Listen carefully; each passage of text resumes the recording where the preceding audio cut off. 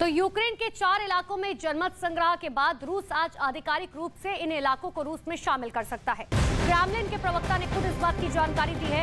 इन इलाकों में 23 सितंबर से 27 सितंबर को जनमत संग्रह के लिए वोटिंग हुई। तो यूक्रेन के इलाकों को मिलने का ऐलान आज पुतिन की तरफ से किया जा सकता है। क्रेमलिन के प्रवक्ता ने इस बात की जानकारी भी दी है और यूक्रेन के 4 इलाकों में वोटिंग कराई गई, उसको लेकर आज बड़ा ऐलान किया जा सकता है। जनमत संग्रह का विरोध लगातार रशिया में अलग अलग जगहों पर हो रहा है। सिर्फ रशिया ही नहीं, आसपास के देश जो है वो भी इसका लगातार विरोध कर रहे हैं, लेकिन आज कोई बड़ी जानकारी पुतिन की तरफ से दी जा सकती है।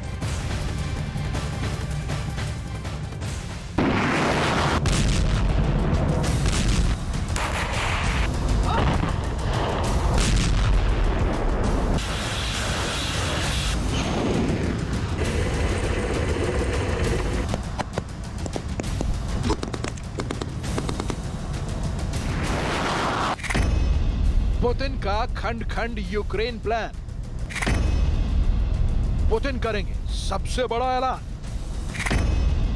क्या बिखर जाएगा यूक्रेन?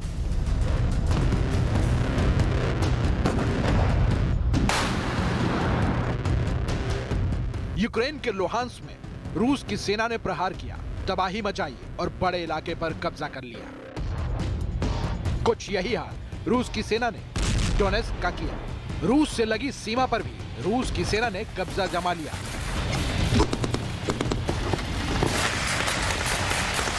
ज़पोरिज़िया से भी भयानक बर्बादी की तस्वीरें सामने आई। यूक्रेन और रूस की सेना में भीषण जंग हुई और बड़े इलाके को रूस की सेना ने अपने कब्जे में ले लिया। खेरसोन यूक्रेन का एक बड़ा इलाका है, लेकिन यहां भी रूस की सेना ने बड़े हिस्से को युद्ध में कब्जा कर लिया।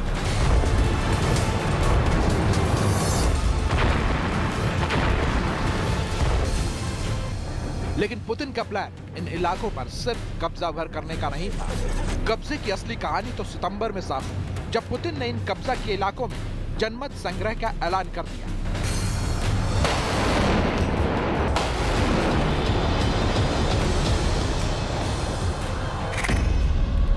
जिसके बाद 23 से 27 सितंबर तक इन 4 इलाकों में मतदान कराए गए। 5 दिनों की वोटिंग में यूक्रेन के इस 15% इलाकों में 40% वोटिंग का दावा किया गया, जिसके बाद रूस ने दावा किया कि उसके पक्ष में वोटिंग हुई है।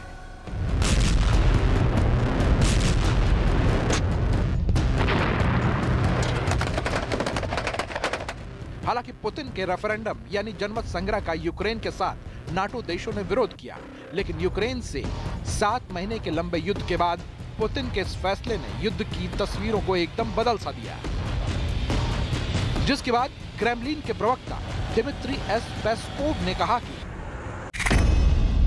यूक्रेन के 4 शहरों को रूस में मिलाने की तैयारी पूरी हो चुकी है। इन शहरों के हेड क्रेमलिन के सेंट जॉर्ज हॉल में जरूरी दस्तावेज पर हस्ताक्षर करेंगे।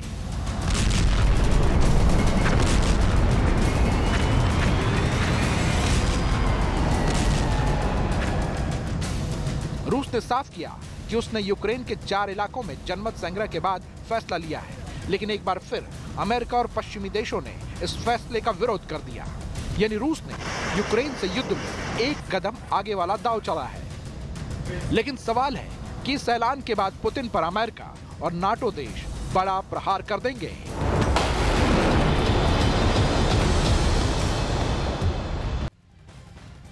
तो पुतिन ने यूक्रेन, अमेरिका और नाटो देशों के विरोध के बावजूद यूक्रेन के 4 इलाके डोनेत्स्क, लुहांस्क, ज़पोरिज़िया, खेरसोन पर कब्जा किया। इन इलाकों को रूस से मिलने के लिए जनमत संग्रह कराया गया। अब आधिकारिक रूप से इसे रूस में मिलने की बारी है, लेकिन इसे समझना होगा कि पुतिन का यह फैसला आखिर क्यों आया। तो देखिए, पहली बड़ी वजह तो यह है कि पुतिन अपने इस फैसले के बाद दुनिया के सामने इस यूक्रेन पर जीत की तरह पेश करेंगे।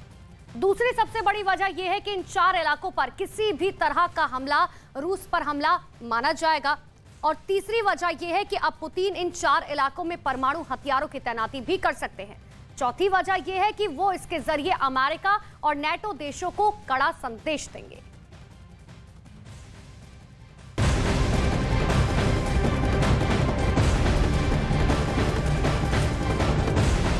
तो यूक्रेन रूस के बीच चल रही युद्ध के बीच बड़ी खबर यह है कि दरअसल पुतिन ने खेरसोन और ज़पोरिज़िया को स्वतंत्रता की मान्यता दे दी है। तो बड़ी जानकारी इस वक्त आपको दे रहे हैं, जहां पर खेरसोन और जापोरिजिया को स्वतंत्रता दे दी गई है। स्वतंत्र राज्य की मान्यता पुतिन की तरफ से दी गई है। लेकिन आज प्रेस कॉन्फ्रेंस का इंतजार कि आखिर आज पुतिन की तरफ से क्या कुछ बड़ा ऐलान किया जाता है।